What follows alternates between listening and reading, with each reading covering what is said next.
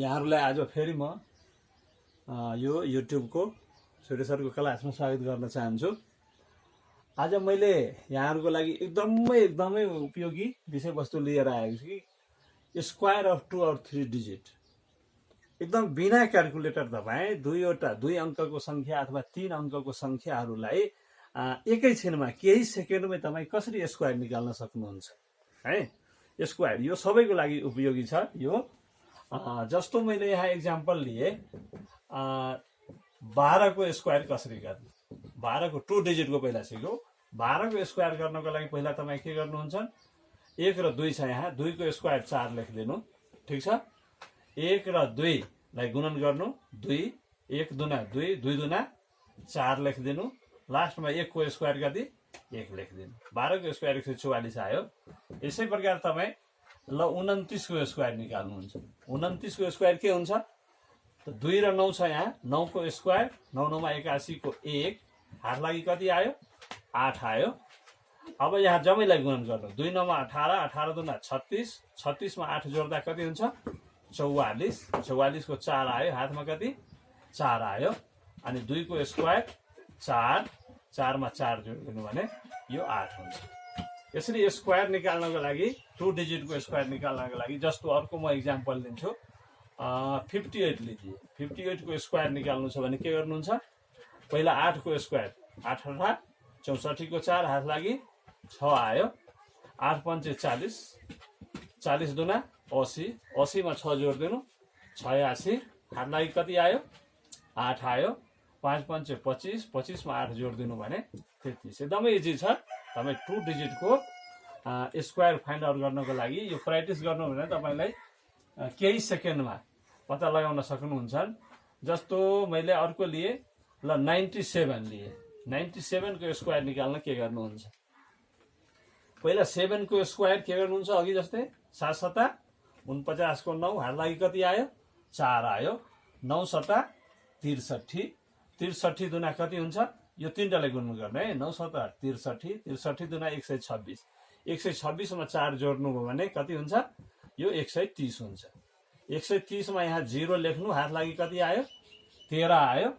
अनि 9 9 मा 81 81 मा 13 जोड्नु भयो भने कति हुन्छ, यो 94 हुन्छ। यस प्रकार 2 डिजिट को तपाईँ वर्ग संख्याहरू यानी स्क्वायर फाइन्ड आउट गर्नुहुन्छ। यो प्र्याक्टिस गर्नको लागि तपाईहरुले के गर्नु भने, जस्तो मैले एक्जाम्पलको लागि 2 डिजिट लिए। अब तपाईँ 11 देखि लिए 79 सम्म जुनसुकै संख्याहरू लिएर आफू पनि प्र्याक्टिस गर्नुस्। आफ्नो घरमा भएका साना बाबु नानीहरूलाई पनि प्र्याक्टिस गराउन सक्नुहुनेछ। अब म 3 डिजिट को लागि लिन्छु कि 3 डिजिट को स्क्वायर कसरी निकाल्ने। जस्तो एक्जाम्पलको लागि 1 2 3 को स्क्वायर निकाल्नु छ। 2 डिजिट को त अब सक्नुभयो। 3 डिजिट को निकाल्नको लागि तपाईँ 1 2 3 छ, यहाँ 1 2 3 लाई के गर्नु भने 2 भागमा बाँड्नु। हेर्नुहोस् 1 2 3 लाई के गरे 123 हो। यहाँ 123 लाई मैले यहाँ 2 भागमा बाँडे, 1 र 23 हो। यति क्लियर हुनु। अब 1 र 23 को 2 भागमा बाँड्दा तपाईँ पहिला के गर्नु, पहिला 1 को स्क्वायर लेखिदिनु, अथवा नलेखे भने पहिला 23 को स्क्वायर निकाल्नु। 23 को स्क्वायर को भ्यालु के हुन्छ, 3 तिया 9 2 तिया 6 दुना 8 3 दुना 6 दुना 3 दुना 6 दुना 12 हुन्छ हैन। 12 को 2 हात लागि 1 2 दुना 4 1 5 529 भयो। 529 मा तपाईँ के गर्नुहुन्छ, पहिला 2 डिजिट यहाँ 29 लेखिदिनु है त। 2 डिजिट लेख्नु, फेरि 1 डिजिट होइन 2 डिजिट लेख्नु। हातमा तपाईको कति रह्यो 5 रह्यो। अब के गर्नुहुन्छ, 23 र 1 लाई गुणन गर्नु, 23 23 एकान 23 23 दुना 46 46 मा यो 5 जोड्दिनु, कति हुन्छ 46 मा 5 जोड्दा 51 हुन्छ। यहाँ के गर्नुहुन्छ, तपाईँ 51 लेख्नु, 2 डिजिट सम्म लेख्नुपर्छ। त्यसपछि 1 को स्क्वायर के हुन्छ 1 हुन्छ। यस प्रकार 3 डिजिट को तपाईँ आन्सर सजिलैले पत्ता लगाउन सक्नुहुन्छ। जस्तो मैले अर्को पनि एक्जाम्पल लिए 2 4 6 लिजिए। 2 4 6 को अब होल स्क्वायर निकाल्नु छ है त। 2 4 6 को होल स्क्वायर निकाल्नु है, 3 डिजिट छ। यसलाई के गर्नु, अघि जस्तै 2 भागमा बाँड्नुस्। 2 अङ्क कुन छ 46 छ र 1 अङ्क यहाँ 2 छ। अब हेर्नुस्, अघि जस्तै 2 डिजिटको अब 46 को तपाईँ होल स्क्वायर पहिला निकाल्न सक्नु पर्यो। यदि यो नलेज तपाईँसँग छैन भने सिधै यहाँ प्रवेश गर्न कठिन हुन्छ है। 46 को स्क्वायर निकाल 6 स्क्वायर कति हुन्छ 36 को 6 हात लागि 3 आयो। यसै गरी 6 चौका 24 24 दुना 48 48 र 3 ले 51 हात लागि कति आयो 5 आयो। अब 4 को 4 चौका 16 16 5 कति भयो 21 भयो। हेर्नु त 2116 भयो 46 को होल स्क्वायर हैन। यसमा 2 डिजिट मात्रै तपाईँ लिनु कति हुन्छ यहाँ 16 लिनु। 16 लिनु भने तपाईको हात लागि कति रह्यो 21 रह्यो। ठिक छ। अब 46 दुना इन्टु 2 यो तीनटालाई गुणन गर्नु। 46 दुना कति हुन्छ 92। 46 दुना 92 भयो। 92 इन्टु 2 कति भयो 2 दुना 4 9 दुना 18 184 भयो। 184 मा तपाईँ के गर्नु यो हात लागि 21 जोड दिनु कति भयो 5 8 2 10 यो 205 भयो। ठिक छ। 205 बाट तपाईँ 2 वटा अंक यहाँ लेख्ने कति 05 लेख्ने हो। 0 र 5 लेखिसकेपछि तपाईको हातमा कति आयो 2 2 क्यारी गर्नुस् र 2 को स्क्वायर 4 4 र 2 ले जोड्दा कति हुन्छ 2 स्क्वायर 4 भयो 4 र 2 ले 6। तपाई 3 डिजिट को स्क्वायर यसरी फाइन्ड आउट गर्नुहुन्छ। मैले यसै गरी अब ल अर्को लिदिए है ल 9 8 7 लिदिए। अब यसको होल स्क्वायर निकाल्नुस्। यहाँ 3 डिजिट को सिकाउँदैछु यहाँहरुलाई। 3 डिजिट को सिकेपछि म अरु विषयवस्तु पनि लिएर आएको छु। अब 987 को होल स्क्वायर निकाल्नु भनेको बिना क्याल्कुलेटर एकछिनमा बरु असम्भव कुरा हुन्छ। तर तपाई यसरी प्र्याक्टिस गर्नु भएछ भने क्याल्कुलेटर चाहिदैन। 987 छ भने यसलाई के गर्नु 87 2 अंकको संख्या 8 7 यानी 87 र यो 9 यसलाई 2 भागमा यसरी हेर्नुस्। अब तपाईले पहिला के निकाल्नु पर्यो यो 87 को स्क्वायर निकाल्नुस्। यो निकाल्नै पर्छ।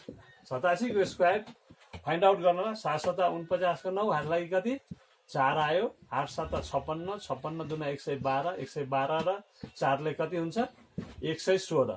116 मा तपाई 6 लेख्ने हो हात लागि कति आयो 11 आयो। 8 8 64 64 मा 11 जोड्नु हो भने कति हुन्छ 75 भयो।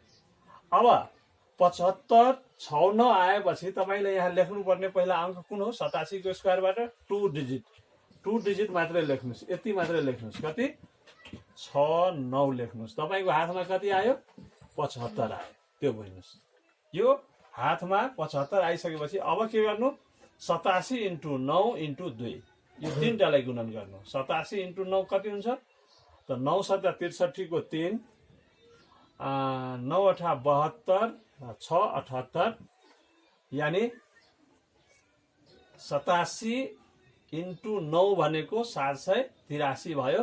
यसलाई पनि 2 ले मल्टिप्लाई गर्नु हो भने कति हुन्छ 3 दुना 6 8 दुना 16 3 दुना 6 8 दुना 16 को 6 हात लागि 1 7 दुना 14 1 1566 भयो। तपाईको हातमा कति थियो 75 छ। 75 जोड दिनु 6 5 11 7 6 13 1 14 यसै गरी यो 6 भयो यो 1 भयो। अब हेर्नु त कति आयो 1641 आयो। के गरी 89 को होल स्क्वायर सरी 87 को होल स्क्वायर 75 6 9 आयो जसबाट 6 9 लेखिसके 75 हातमा तपाईको रह्यो। त्यसपछि 87 इन्टु 9 इन्टु 2 87 इन्टु 9 इन्टु 2 लाई मल्टिप्लाई गर्दा 1566 पाउनुभयो। यो हातमा भएको 75 जोड दिनु तपाई 1641 पाउनुभयो। यसबाट 2 डिजिट मात्रै यहाँ लेख्नुस् 41। अब फेरि तपाईको हातमा कति रह्यो 16 रह्यो। त्यसपछि 9 9 मा 81 81 यसमा जोड दिनु भने कति हुन्छ यो 97 हुन्छ। यस प्रकार 3 डिजिट को तपाई वर्ग संख्याहरू आफूले मनमा लागेको जुनसुकै वर्ग संख्याहरू सिकेर आफ्नो घरमा भएका साना नानी बाबुहरूलाई पनि सिकाएर आफ्नो नलेजको लागि पनि बिना क्याल्कुलेटर कुनै ठाउँमा समस्या पर्यो भने यसरी पत्ता लगाउन सक्नुहुन्छ। र म अर्को भिडियोमा फेरि यहाँहरूको लागि यो भन्दा पनि ठूलो संख्याहरूको मल्टिप्लिकेसन गर्ने अथवा यसरी वर्ग संख्याहरू कसरी पत्ता लगाउने तपाई फास्ट क्याल्कुलेसन कसरी गर्ने आफ्नो जुन म्याथमेटिकल एउटा स्किल छ त्यसलाई कसरी डेभलप गर्ने त्यो कुराहरू म लिएर आउने छु। आजको यो भिडियोबाट म बिदा हुन चाहन्छु। हस्त।